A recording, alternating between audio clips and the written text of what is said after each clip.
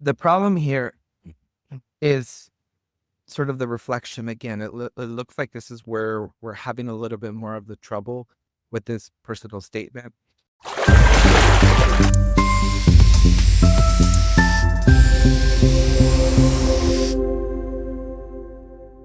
Hello, Carlos here at MSHQ, and welcome to another episode of PS or BS, where we review your personal statements and let you know if they're hitting the mark or if they need a little bit more work.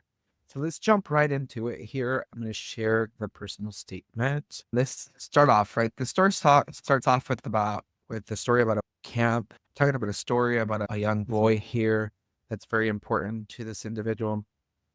Then you really go into the sort of what I would like to call additional characters or fluff. You mentioned that he didn't know anything about you. And my question to this is, does it matter if he knows anything about you or not? Again, how is this relevant to the story? Then you talk here a little bit about one afternoon I was on the zip line. The usual chatter of campers faded as transition time began. You might think that people know what this is, but without any explanation, I personally don't know what transition time is. So think about that as you continue to think about what is important in the story as you're planning I would say, your seed and really trying to paint the picture of what you're experiencing. It's important, again, to really understand, does everybody know what this really means? And if they don't, should you add context to it? And also, how is it important to establishing your narrative or your sort of introduction to the essay? So as we move on in this sort of introduction, we talk a lot about what's happening in the story. And again, detail is important, but then sometimes you get to the point where a lot of detail is just a lot of detail what's happening, and we're getting lost in the story, and we're not getting to the point, right? At the end of the day, this is your personal statement, and it's the reason why you want to go into medicine.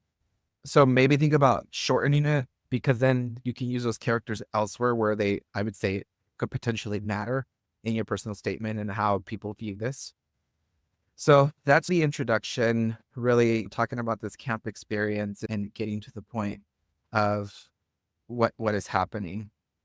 It also, I think, again, could be shortened, could be to really get to the point. Then we get to the point where we're talking about an asthma screening, a personal story, how they were a part of it. The doctor let them participate in the screening of their sibling. And then part of that process, really, we use sentences that I would call general fillers. They're very grandiose to maybe hook the reader. But having read multiple personal statements, when you use sentences like further fueling my desire to pursue a career in medicine over this one single experience, it it really lands flat, right? Like this one single experience about putting you in the position or involving you in the care of your brother, it almost feels like it's just a filler, right? You're trying to explain something that maybe is not there. Outside of that, I think you using the visual representation of what's happening in the story, like the details are important here and they hit. It's just the reflection that maybe doesn't land well. And then you talk about going on becoming a medical assistant, helping Sam. This paragraph right here really does a lot of description of what's happening, how you're interacting with the patient. Love it. I really do. I like to feel like I'm part of the story and like you're explaining it in a very clear, concise way, and you do that. The problem here is sort of the reflection again. It looks like this is where we're having a little bit more of the trouble with this personal statement. You talk about conversations transform the clinical setting to a space of comfort. Even now, every meds game or mention of pancreatic cancer brings the patient to mind, a treatment testament to the unintentional connection that turned into an intentional care. I I feel like in this portion, you can really align the reflection with what career you are pursuing in medicine. It almost feels like you're trying to say, look, I made a connection with the patient, and therefore now I can do that over and over again as I move forward in this path. And it just doesn't land well for me personally. So I would encourage you to do a little bit more reflection. Maybe think about what this has really showed you, what has really taught you in the process. I think it's beyond the connection, the unintentional connection. Then we get to this final draft. In this moment, you talk a lot about the reflection of your journey getting there, to really talk about the evolution of your journey where you're at based on the essay that you've written. I like the reflection. There's nothing wrong because conclusions can be a little bit difficult. Do you talk about becoming this super doctor, or do you talk about just what you've written about and reflecting on that. And so I like it. The only thing that really struck me was this last sentence. I no longer believe physicians sit on the outside of the patient's world. Instead, they step inside and walk beside them.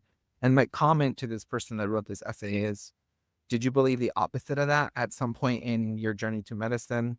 I don't see you correlating that of understanding what physicians do in the long run for patients and how they connect with patients.